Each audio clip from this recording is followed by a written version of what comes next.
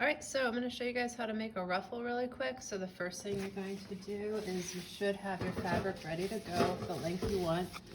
It should be, you should finish both edges, meaning that this part is folded over and then again to be sewn down.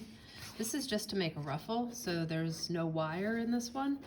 And what you'll do is you'll have a regular presser foot in. You'll put your fabric in where you want it to be. Make sure you have a pretty long thread, like about 2 feet hanging off. So pull that out on both, the top and the bottom threads. And if you're doing it by hand, same thing. Make sure you have like a nice long thread. Make sure that you change your stitch width to the longest width that you can. This is the width here. So that it's the longest stitch you can. That's what that's set at. And I'm just gonna go ahead and stitch going down. Whoops, make sure that your needle is coming through the presser foot. So if you're doing this by hand, just same thing, just do not knot it off at the top. When you're sewing, you're gonna guide your hand, guide your fabric using 2 hands. If it starts getting a little bunchy, just keep guiding it. This is satin, so it's a little harder to work with, and it does bunch up from time to time. Making a nice long piece so you can see the implications of what it will be like. You can also like kind of pull the back of it and the front at the same time as you're guiding it to avoid some of those, to avoid wrinkling. Okay. Slow down when you get to the end. Okay.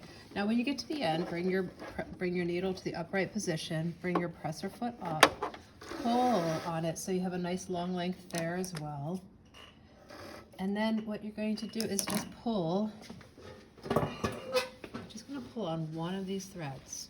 Okay, so I'm just going to take this top thread here. I'm going to let the other one hang down, and I'm going to literally just kind of pull on it. And then what you're going to do is keep pulling on it. Try not to break it, because if you break your thread, then all of that work is kind of gone. But what you do is you just keep working it so that the ruffle is then moved down. So if you want it really tight, you just keep pulling kind of tight. But what I'm doing here is I'm just moving that ruffle down and then pulling on it. And so you just keep moving that ruffle down. And it does take time to make a ruffle like this. But that's basically how it works. And you'll see that at the end,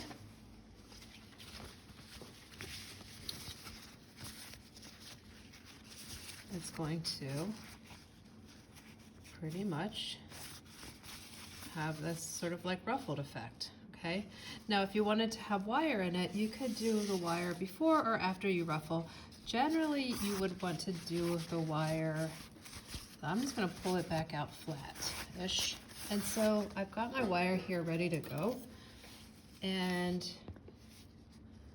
what I can do here is I could do the same thing, and I can just fish the wire through. Now, it's easier to do it before you actually ruffle it, so it's nice and flat. And it's not that hard to just, fish that wire through all the way through. And then you're just going to do the same thing, where you're going to ruffle it on the wire. And that's if you want to get a really cool, like, sort of more structural ruffle. Meaning that, you know what, I have one that I already did, so I can show you what that looks like. But this then, you can bend into different shapes and stuff, and you can do some really interesting things that become more and more, like more 3D. And you can see the implications of that. So that's how it's done.